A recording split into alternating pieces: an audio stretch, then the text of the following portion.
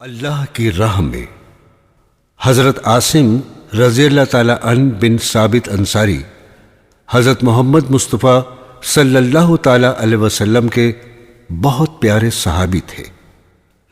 حضور اکرم نے خاموشی کے ساتھ دشمنوں کا حال دریافت کرنے کے لیے 10 آدمی بھیجے۔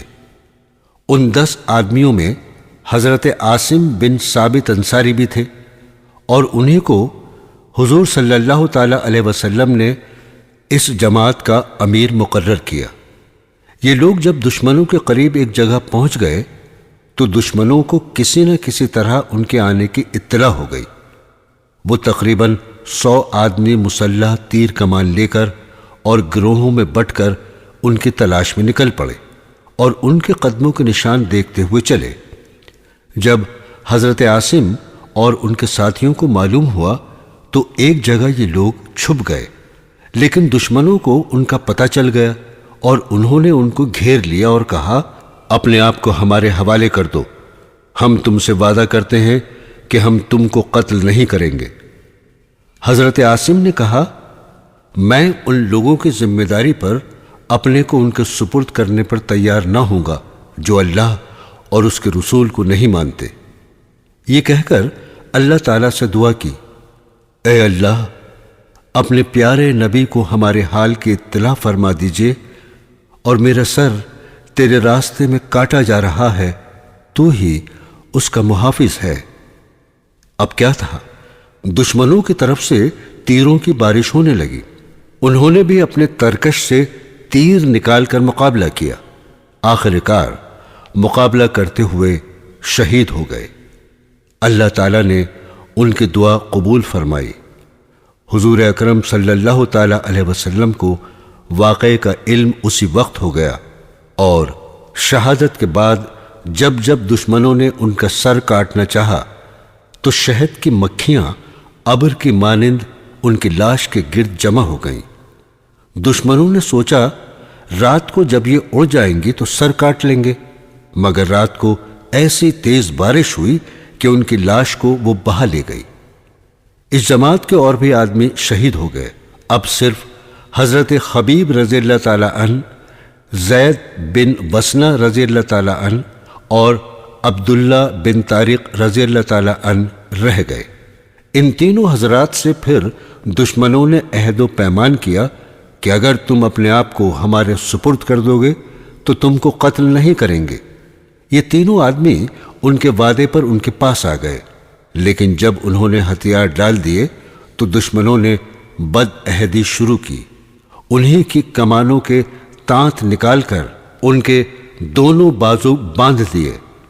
عبداللہ بن طارق نے کہا، یہ پہلی بد عہدی ہے، خدا کی قسم میں تمہارے ساتھ نہیں جاؤں گا۔ میرے لیے یہی بہتر ہے کہ میں ان شہیدوں کی پیروی کروں، اور میں انہی کی پیروی کروں گا۔ دشمنوں نے ان کو زور سے کھینچا، لیکن انہوں نے اپنی جگہ سے جنبش نہ کی۔ دشمنوں نے ان کو وہیں شہید کر دیا۔ اب صرف حضرت زین بن وسنہ اور حضرت خبیب رہ گئے تھے۔ ان کو گرفتار کر کے یہ لوگ مکہ لائے۔ یہاں حضرت زین بن وسنہ کو صفوان بن ابتہ نے خرید لیا، اور حضرت خبیب رضی اللہ تعالی عنہ کو حارث کے لڑکوں نے، تاکہ اپنے اپنے باپ کے بدلے میں ان دونوں کو قتل کر ڈالے، اس لیے کہ اس دردناک واقعے سے پہلے جنگ بدر ہوئی تھی، اور اس میں حضرت عاصم، حضرت خبیب اور حضرت زید رضی اللہ تعالی عنہما نے دوسرے صحابہ کے ساتھ اللہ اور اس کے رسول کی طرف سے مکہ والوں سے بڑی بہادری سے جنگ کی تھی، اور اس میں مکہ کے بہت سے لوگ مارے گئے تھے۔ مکہ والے انتقام کی آگ میں جل رہے تھے، لیکن اللہ کے رسول کا مقابلہ کرنا ابھی ان کے بس میں نہیں تھا، اس لیے وہ ان 2 بے کس انسانوں کو قتل کر کے اپنی آگ بجھانا چاہتے تھے۔ حضرت زید کو صفوان نے خریدنے کے بعد فوراً شہید کرنے کا ارادہ کیا۔ جس وقت ان کو قتل کیا جانے والا تھا، بہت سے لوگ جمع تھے۔ مکہ کے سردار ابو سفیان نے ان سے پوچھا، سچ سچ بتلاؤ کیا تم یہ پسند کرو گے کہ تم کو چھوڑ دیا جائے اور تمہارے بدلے تمہارے سردار حضرت محمد کی گردن مار دی جائے؟ حضرت زید نے کہا، خدا کی قسم، مجھے یہ بھی گوارا نہیں کہ حضور صلی اللہ تعالی علیہ وسلم جہاں بھی رہے ان کے ایک کانٹا بھی چبھے اور ہم اپنے گھر میں آرام سے رہیں۔ یہ جواب سن کر مکہ والے حیران رہ گئے۔ اس کے بعد ان کو دشمنوں نے شہید کر دیا۔ حضرت خبیب رضی اللہ تعالی عنہ کچھ عرصے تک حارث کے لڑکوں کی قید میں رہے۔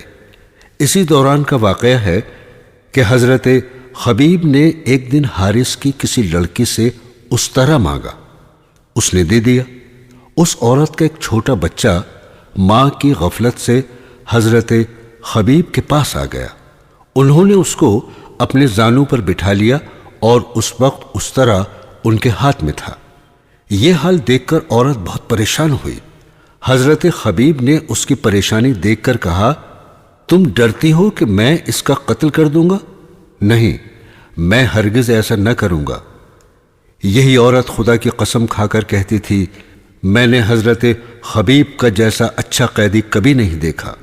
اور وہ یہ بھی کہتی تھی کہ خدا کی قسم، میں نے ایک دن دیکھا کہ حضرت خبیب کے ہاتھ میں انگور کا خوشہ ہے اور وہ اس کو کھا رہے ہیں، حالانکہ وہ زنجیر میں قید تھے۔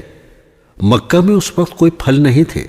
وہی کہتی ہے کہ یہ انگور اللہ تعالیٰ کی طرف سے ان کو عطا ہوئے تھے۔ کچھ دنوں کے بعد یہ لوگ حضرت خبیب رضی اللہ تعالیٰ عنہ کو قتل کرنے کے لیے باہر لے گئے۔ حضرت خبیب نے کہا، مجھے اتنی مہلت دو کہ میں 2 رکعت نماز پڑھ لوں۔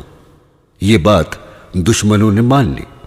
انہوں نے 2 رکعت نماز پڑھی اور کہا، خدا کی قسم، اگر مجھے یہ خیال نہ ہوتا کہ تم گمان کرو گے کہ موت کے خوف سے میں نماز میں دیر کر رہا ہوں تو میں دیر تک اطمینان سے نماز پڑھتا۔